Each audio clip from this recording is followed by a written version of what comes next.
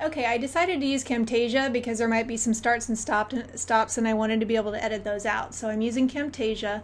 The Mac version of that is ScreenFlow, and it's just a nice screen capture software where you can edit out the parts that you want to omit if you kind of paused for a while or something. So here we go. Okay, here's how you do a Google Hangout. First, go to your Gmail. Make sure you're logged into your Gmail. Once you're there, then click up here in the upper right where it says plus Jill to go to Google+. Then go over here to Home, click on that, and then click Hangouts. Okay, so now you just start a Hangout on air. You're going to give it a name. Okay, so you're going to type in your title, your description. It starts now, that's on default. It's already public. It says right here, this broadcast will be publicly available and promoted on Google Plus and YouTube, so it's going to automatically upload to both places, which is really handy. And then you're going to share.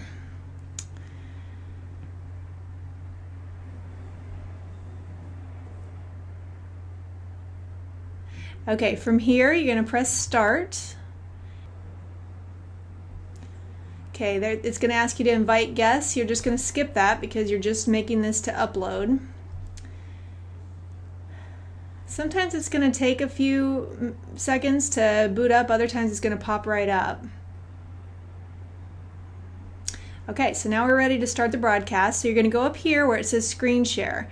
It's the second icon here, the green arrow. You're going to press Screen Share, and then you're going to see here that there's a bunch of different screens you can share. Now here's a tricky thing about Google Hangouts that I've learned the hard way over the last few hours of messing around with this.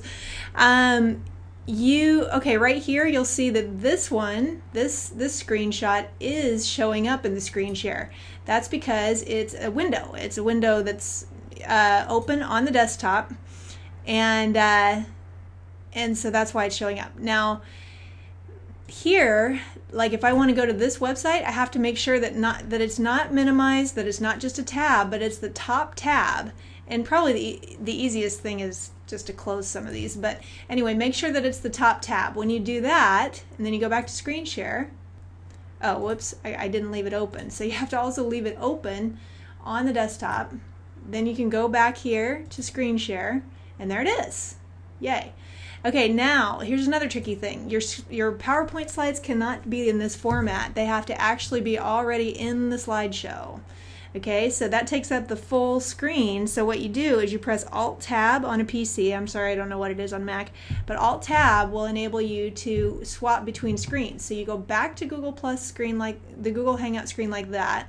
Then you press Screen Share again, and now you'll see that you have a choice between the website that's at the top tab website, or this view of your slides, which you probably don't want, or your slideshow, which is the one you do want.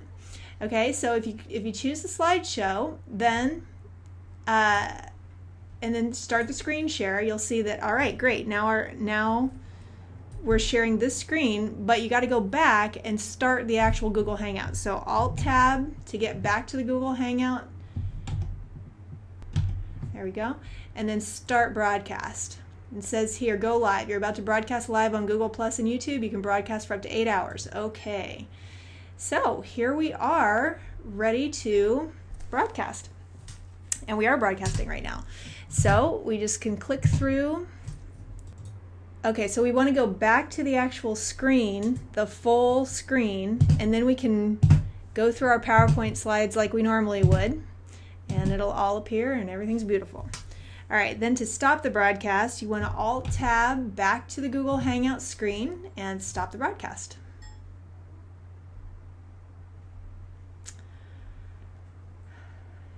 You can also screen share where you're choosing a website, and so if you do that, you start the screen share, and then you can actually navigate around from page to page. You can point out to people what you want them to do next on this page, and it's just a regular screencast video. Yeah, so either way, you can capture your screen, whether it's a website or a PowerPoint presentation.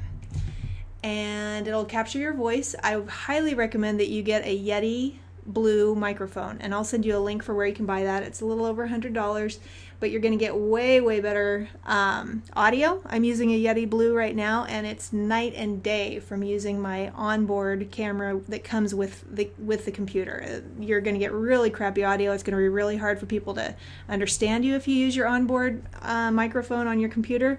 So I definitely recommend that you invest in a nice microphone like the Yeti Blue, so that you can get high quality audio that's going to make your videos look a lot better and make them much more likely to be watched, because it's a pleasure to listen to. So hopefully that gives you everything you need. Now, here's the pros and cons.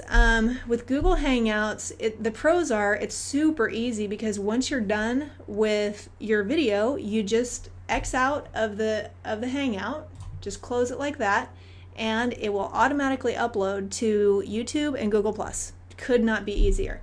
The downside is that you can't make any mistakes. You have to do the whole thing through perfectly, because there's no chance to edit it.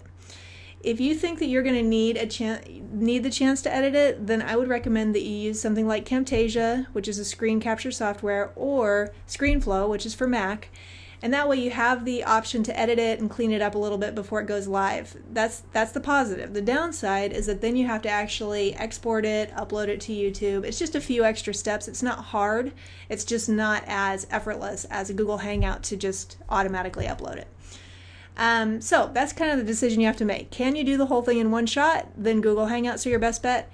If you do need to edit it and take out certain parts where you messed up, then you probably need to use a screen capture software like Camtasia or ScreenFlow. Okay, I hope that was helpful. Let me know if you have any questions.